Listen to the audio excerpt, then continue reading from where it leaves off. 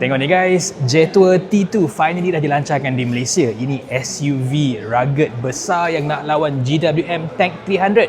Tapi harga dia jauh lebih murah, sebenarnya lebih dekat kepada Honda CR-V dengan JQ J7. Let's check it out. Harga rasmi dia RM157,000 sahaja dan dengan early bird rebate di bawah RM155,000 memang sangat mengejutkan. Itu hampir RM100,000 lagi murah dari Tank 300. Plus harga ni termasuk sekali vehicle warranty 7 tahun ataupun 150,000 km dan warranty engine selama 10 tahun dan 1 juta km. Well anyway, styling T2 ni memang cukup adventurous. Dia lebih berpetak daripada bulat, tapi to me it looks modern and premium. Sekali pandang memang seiras Land Rover Defender but not in a cheap copycat way lah. Lampu je ni memang cool. Dia ada signature 4 points ala Porsche sikit dan dalam tu ada double LED projectors. Fog lamp kat bawah pun LED juga. Yang aku tak suka dekat dalam tu dia ada tulis Drive Your Future. Random gila.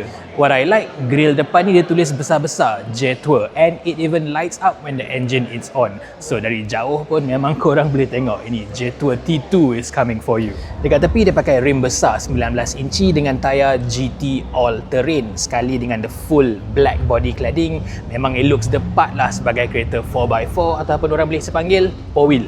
Dekat belakang pula dia campur design baru dengan lama. Light clusters dia nampak high tech habis with the same light signature dengan depan. Tapi dia masih lagi pakai spare tyre tergantung di belakang. But spare tyre dekat dalam ni is a space saver ya, bukan full size. Next, walaupun kereta ni boleh tahan tinggi, nak masuk tak adalah susah sangat sebab dia ada integrated side steps di tepi. Styling dia pun memang matching habis lah, the rugged styling dekat luar. Everything dekat dalam ni memang besar. Steering dia lebih petak daripada bulat, tapi dia ada lubang dekat bawah ni so korang boleh drive macam ni.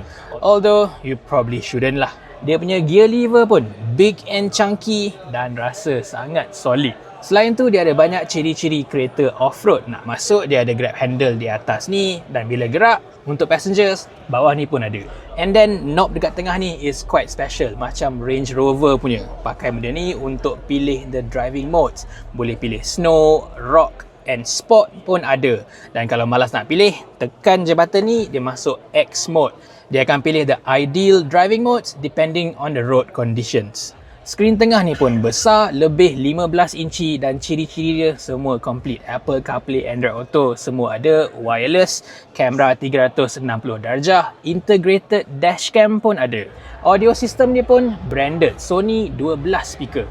Dan tak macam kebanyakan kereta China lain, dia masih ada lagi butang-butang fizikal untuk adjust aircon. Tak payah nak masuk touchscreen. And kerusi depan ni dua-dua pun powered plus ada ventilation function juga.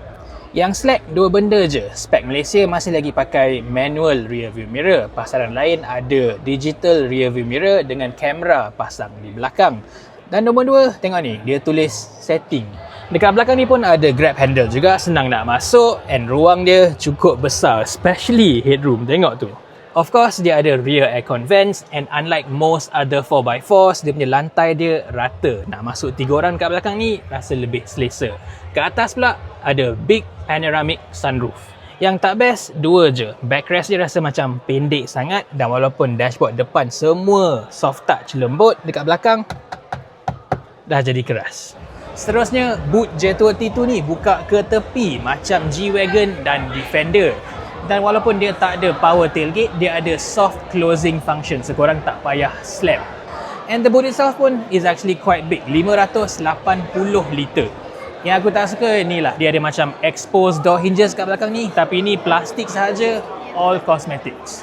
On to the engine, T2 ni pakai a 2 liter 4-cylinder turbo engine dari family Chery. Dekat sini dia dapat 245 PS dan 375 Nm torque. Itu tinggi sikit berbanding dengan Tank 300 but is way higher compared to the CR-V dan J7 dia. Dan walaupun ini SUV besar yang sama aerodinamik dengan batu bata, fuel consumption dia is still not bad.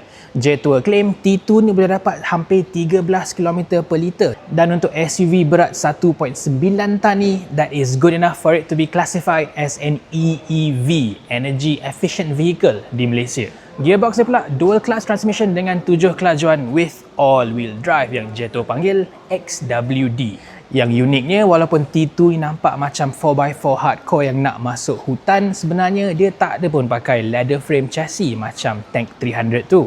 Instead, dia pakai a uni-body construction macam kereta biasa. So, korang jalan dalam bandar, atas highway, dia akan rasa jauh lebih selesa.